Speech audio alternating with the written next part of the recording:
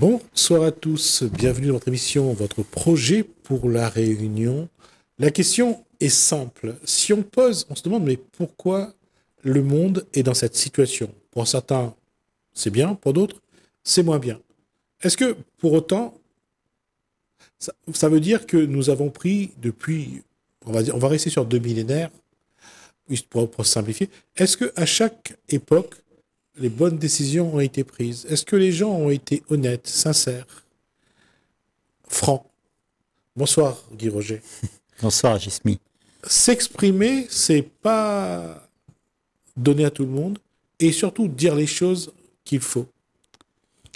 Et quand on regarde actuellement la vie, on a l'impression que tout part un peu Hmm. dans n'importe quel sens. Ouais. Exprimer pour dire les choses comme elles sont. D'une part. Hmm. Mais pourquoi ça va mal? C'est parce que les choses ne sont pas dites comme il le faut, on ne les fait pas comme il le faut, ou on le fait parfois même dans le sens contraire. Oui, parce on regarde la vie à travers nos prismes. Oui, Tu vois, on regarde pas la vie comme elle est. On voudrait que la vie soit différente parce que ça ne nous plaît pas comme elle est. Donc, on voudrait arranger les choses. Mais quand on arrange les choses, on est plus sincère avec la vie. Il n'y a pas ce qu'il y a. Il y a ce qu'on voudrait. voilà. Et là, ça crée beaucoup de problèmes en nous parce qu'on n'est pas sincère avec soi-même. Parce qu'on ne regarde pas la vie comme elle est. On n'est pas terriblement sincère avec elle. Ce contact n'est pas vrai. Guy Roger vient de mettre le doigt sur la question. Être sincère avec la vie. Combien d'entre nous, on se pose cette question de se dire ce qu'on fait, c'est aussi pour être en accord avec la vie. Combien d'entre nous le font vraiment? Et je crois que il y a pas, on va être honnête, il y a très peu de monde qui essaye d'être en accord avec la vie. On essaye d'être en accord avec nous-mêmes, avec nos envies, nos désirs. C'est ça. Et, et souvent, on oublie que derrière, il y a la vie qui nous attend. Et tu vois, être en accord avec la vie, ça veut dire être en accord avec soi-même, puisque nous sommes ce que la vie utilise pour passer à travers nous. Ouais. La vie passe à travers toi. Et quand elle passe à travers toi, c'est parce qu'il y a eu un travail de fait. Tu as été silencieux, calme, et puis tu laisses les choses être sans réaction à ce qui se joue. Tu vois, c'est les réactions qu'on a à ce qui se passe quand la vie passe, les réactions qu'on a qui empêchent la vie de passer. Parce que quand la vie passe, tu es là dans ta vraie nature. Ça, c'est ta vraie nature. Et tu en as peur. Parce que tu ne sais pas où ça va aller.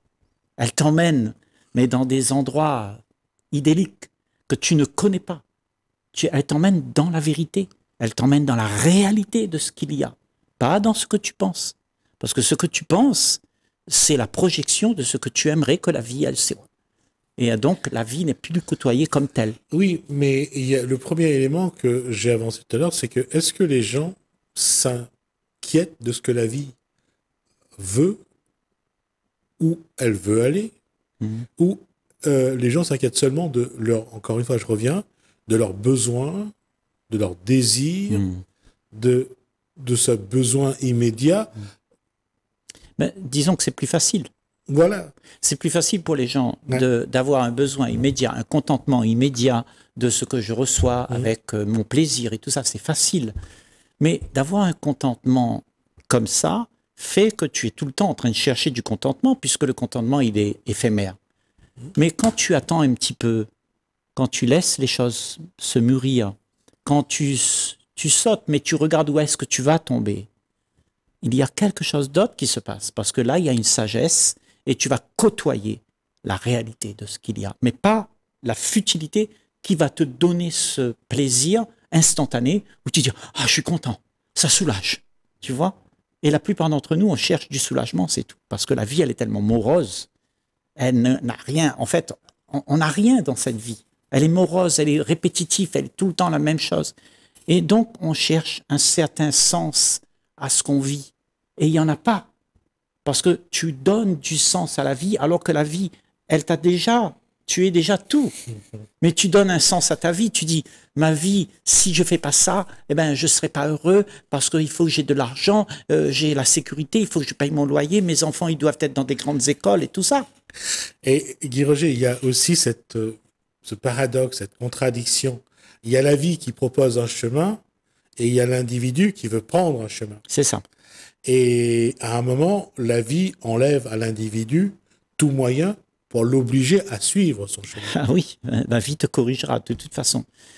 Qu'on aime ou pas, Ouais. on peut faire ce qu'on veut, mais à la fin, tu arrives à la tombe et la vie te dit, voilà, ton destin était déjà préparé, mais qu'est-ce que tu faisais, où tu étais, tu vois? Oui, mais ça, c'est, quand on regarde le monde aujourd'hui, ça, c'est pratiquement la posture de tout individu. Oui, oui. Parce que tout individu, quand il arrive sur cette terre et qu'il grandit, on lui apprend à devenir un homme ou une femme accomplie qui doit apprendre à lire, à écrire, à passer des diplômes. Pareil pour l'individu masculin. L'être humain doit avancer, doit être formé pour satisfaire ceux qui génèrent de l'argent, qui ont des usines, qui ont des bureaux, et on n'apprend pas à cet être humain à penser que la vie est là, qu'il ou qu'elle doit apprendre à écouter la vie et savoir et faire à un moment donné ce que la vie dit, parce qu'à un moment donné, c'est la vie qui prend les commandes. Sauf que on n'entend pas la vie. On l'entend pas. Ouais. Parce qu'on est aveugle. Parce que tout ce cheminement nous rend aveugles. On ne voit plus rien. On ne voit que nos propres désirs. Les images qu'on se projette, on les envoie dans le futur, dans l'espoir. On court derrière. Toute notre vie, c'est ça. Courir derrière l'espoir de quelque chose qui va me rendre heureux. Et quand tu arrives, en fait, il n'y a que déception, que frustration. Et tu as rien. Tu as rien dans le ventre, quoi. Et ça reste creux. Il y a toujours cette faim-là, cette faim de vérité, cette faim de joie qui n'est pas au rendez-vous, tu vois. Et beaucoup d'entre nous, on continue quand même à écouter tout ce qui peut nous donner ce contentement-là, cette faim qu'on a là. On le cherche partout, à l'extérieur de notre peau. Mais ça n'arrivera pas là-bas, à l'extérieur de notre peau. Ça va se passer à partir de là où tu vis, où la chose se vit à l'intérieur de toi. La réaction quand tu es dans une relation, ça se passe à l'intérieur de toi, pas là-bas. Là-bas, c'est la réaction des autres et ça leur appartient. Mais toi, tes réactions, il faut que tu ailles les voir. Et quand tu vois ces réactions-là, sache bien que la vie marche avec ça, tu vois. Et c'est à toi d'être conscient de ces réactions-là pour comprendre la vie, pour comprendre où la vie veut t'emmener, tu vois.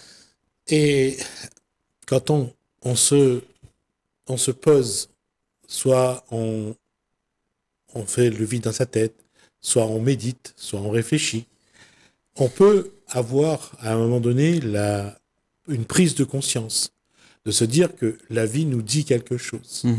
Mais dans l'être humain d'aujourd'hui, quelles sont les chances pour que, là je parle des adultes bien sûr, quelles sont les chances pour qu'ils entendent le message de la vie, qu'ils entendent ce que leur vie veut leur dire?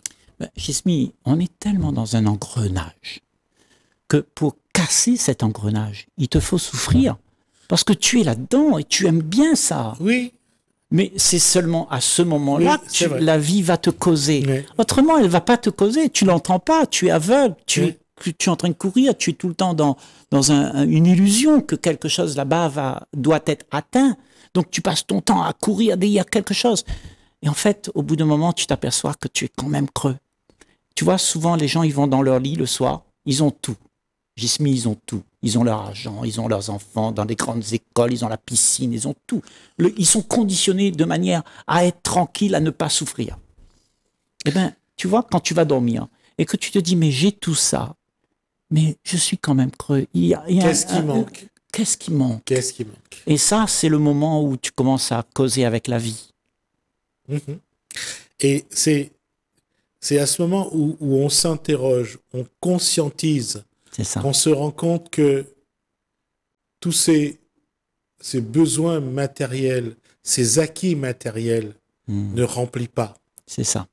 Et ce n'est qu'une illusion éphémère C'est ça. qu'on a produit et qu'on se rend compte que ça n'apporte pas ce qu'on attend. C'est ça. Bon, donc cette sécurité pour nous, pourtant, elle est très, très importante dans notre société. On a besoin de ça pour nous rassurer. Voilà. Donc on veut se rassurer. Et parce qu'on veut se rassurer, donc implique tout le cheminement qui doit se faire pour se rassurer. Et pour se rassurer, il faut qu'on se raconte des histoires. Tu vois, je suis un grand chef d'entreprise, j'ai mon argent, j'ai ma maison, tout ça. Il faut qu'on se rassure là, tu vois. Je suis quelqu'un, tu vois, tu te racontes des histoires. Ouais. Et alors là, tu n'es plus sincère parce que ce que tu es, c'est quelque chose de vivant. Et le vivant, si tu ne côtoies pas le vivant maintenant, eh bien, tu es menteur parce que tu racontes des histoires au vivant. Le vivant ne peut pas mentir. Lui, il est tout le temps là. Et c'est ça, vivre. Vivre, c'est être là et ne pas être avec toutes ces histoires dans ta tête. Oui, mais la société, et malheureusement, je suis désolé de le dire, mais on laisse la société nous conditionner, nous formater et faire de nous des robots humains et qui malheureusement, après, qui avancent comme un robot humain, qui croit que ce qu'il doit accomplir, c'est matériel, c'est d'avoir toujours quelque chose, de penser qu'à un bien-être matériel. Et on ne pense pas que notre spiritualité, on ne pense pas que dans notre tête, nous avons, et dans notre corps, nous avons d'autres choses que la vie va solliciter. Mais tu vois, ce côté de nous qui voulons absolument recueillir dans la vie, dans notre vie à nous, quelque chose qui nous rassure, eh bien ça, c'est quelque chose, je me demande bien moi-même, puisqu'on en parle, tu vois que notre société, on dit notre société, c'est la nôtre, Jismi. C'est pas la tienne ou la mienne. Nous sommes directement impliqués à faire en sorte que cette société fonctionne de cette manière. Et comme nous sommes comme ça, alors souvent, on trouve quelqu'un pour accuser. Parce que je ne suis pas bien, je dis c'est la société, c'est le gouvernement, c'est lui là-bas, parce que lui, il est méchant, parce que lui... Donc, on ne regarde pas qui on est. Et ce qu'on est, c'est la société. Oui. Et nous ne voulons pas le voir en face, en nous. Nous voulons le voir là-bas, mais là-bas, on le critique. Mais en nous, on dit, moi, je suis pas, moi, quand même, je suis bien. Tu vois? Non, nous sommes tout ça. Nous sommes tout ça. Et ce n'est pas grave. Nous sommes tous égoïstes. Nous sommes tous de cette manière. Ce n'est pas ce qui me dérange le plus. C'est que lorsque ce que nous sommes, ce que vient de dire Guy Roger, c'est qu'il n'y a plus de place pour la vie. Oui, c'est ça qui est embêtant. Ouais. Parce qu'il n'y a plus de place pour la spiritualité. Il n'y a plus de place pour, à un moment, de se poser, de faire le vide, de réfléchir, de s'interroger. Oui. Il n'y a pas de place pour ça. Oui, parce que nous sommes impliqués dans ce processus où on se raconte des histoires. Donc, cette histoire qu'on se raconte, c'est une illusion. Cette illusion nous embarque. Et comme on est embarqué, ben, on n'est plus présent. Il n'y a plus personne. Plus personne. Ouais.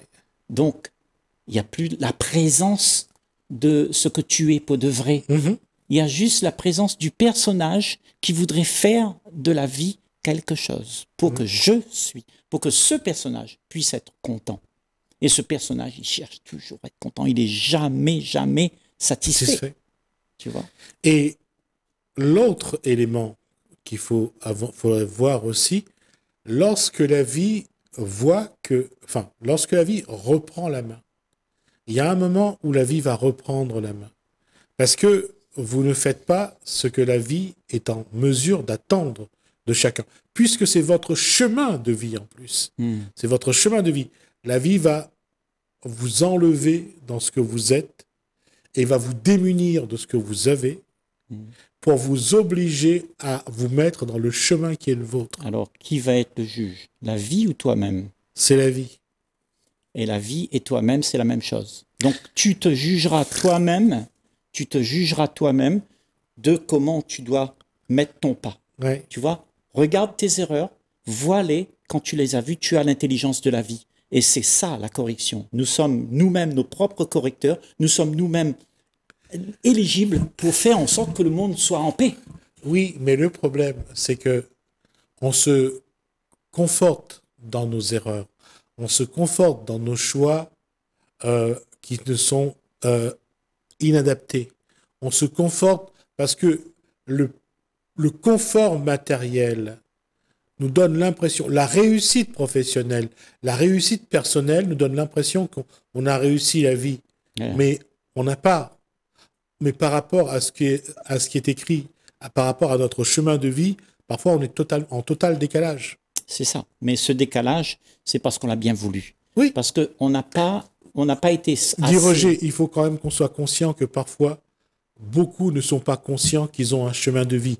Beaucoup ne sont pas conscients que la vie est là et que la vie les accompagne et qu'à un moment donné, la vie prend la main. Il y a beaucoup qui croient que la vie, ce n'est que pouvoir avoir un travail, bien travailler à l'école, pour avoir un travail, se marier, avoir des enfants, avoir une bonne situation familiale et professionnelle. Pour eux, la vie s'arrête à ça. Mmh.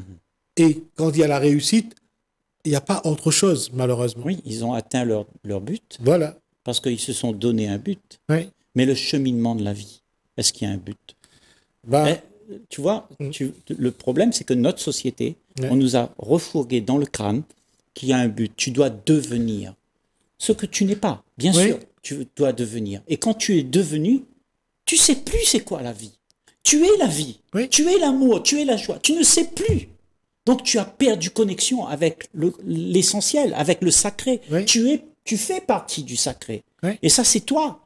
Donc, le fait, c'est que nous avons abandonné ça. Tout à pour fait. Pouvoir quoi? Pour avoir un peu de plaisir. Exact. On a donné notre liberté pour avoir un peu de plaisir. Mais ce que je dis là-dessus, ce que je regrette aussi, parce que on nous a appris ça.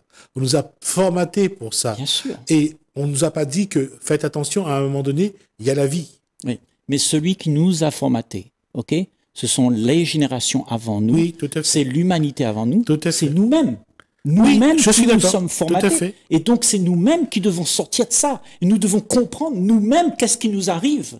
Et aller voir là-dedans qu'est-ce qui se passe. Parce que ce que tu es là, représente l'humanité, ça. Ouais. Va le voir là-dedans. Et tu vas voir l'humanité telle qu'il est. Tel que c'est. Et quand tu vois ça, tu as une grande intelligence. Mais il faut aller voir, il faut regarder. Et cette vision que tu auras, cette perception, va défoncer toutes les barrières, tous les préjugés, tous les tabous, parce que tu es libre. Mais avant d'y arriver, ça nécessite quand même un sacré travail. D'abord de conscientisation, après de mise en place d'un autre schéma de vie. Et ça, là aussi, c'est pas facile. Pas facile de quitter ce qu'on croit être essentiel pour quelque chose qu'on ne connaît pas et qui nous paraît parfois aléatoire et dérisoire. Alors que, tu vois, le chemin de vie, la vie pour chacun d'entre nous, on n'a pas d'autre destinée que ça. La destinée, c'est que tu puisses sortir de ton carcan, que tu aimes ou pas, que ce soit facile ou pas. C'est à chacun d'entre nous de se donner la possibilité de se poser les bonnes questions, de se regarder et de ne pas être menteur avec soi-même. Être terriblement sincère avec toi-même, s'il n'y a pas de problème, sois sincère. Tu vas voir et la chose va arriver comme ça. Autrement, ça va toujours retarder. Tu dis, je laisse un petit peu, encore un petit mensonge pour demain. Tu vois, et tu remets toujours à demain. Et demain, avec le demain, tu t'excuses. Tout le temps, tu es en train de t'excuser. Ne t'excuse pas. Sois sincère, juste là. Ne mens pas. Et le problème, c'est que nous passons notre vie à nous raconter des histoires. Et ça, c'est très compliqué. Ouais. Parce que on s'est formaté dans une vie de confort matériel, de bien manger, de vivre de bonnes émotions, et comment après sortir de là. Et c'est pour ça qu'il y a autant de disparités parfois. Quelqu'un qui vit dans un couvent a une façon, un monastère, un couvent, a une façon d'être, un comportement qui est toujours dans le don de soi et qui est à l'écoute de la vie aussi. Sauf que Gismi, il n'y a pas de chemin qui est tracé pour qui que ce soit sur la Terre. Je suis d'accord. Que tu sois bouddhiste, musulman, ceci ou cela. Je suis d'accord, tout à fait. Ce que je veux dire, Ouais. c'est que nous sommes tous destinés, ok? Et c'est pas dans un groupe, ça se passe pas dans une direction telle ou telle, ça se passe là-dedans. Oui, tout à fait, je suis d'accord. Et quand tu te mets là-dedans comme étant un groupe, alors tu deviens dépendant du groupe. Moi, je dis, sois seul, sois indépendant, sois toi-même. Oui, mais quand on regarde l'état de la société d'aujourd'hui, on regarde les décisions qui ont été prises depuis 2000 ans par ceux qui devaient prendre des décisions. Là, je global. Et même si on prend chaque individu un par un, comment on a... Soit c'était l'extrême. Oui. Ceux qui mangent qu'un repas par jour, ceux qui sont en prière, soit c'est l'autre extrême. Oui. La fête, quand il y avait les moyens, hein. Oui, oui. La fête, le manger, le plaisir. Oui. Et c'était deux mondes à part. Oui, certes, mais ce deux mondes à part, ça peut rester intellectuel. Parce Oui. qu'il y a quelqu'un qui le veut. Tu vois? S'il n'y a plus personne, il n'y a rien de tel qui se passe. Il n'y a pas de différence entre le pauvre et le riche, le spirituel ou le non Ah, spirituel. d'accord, ok.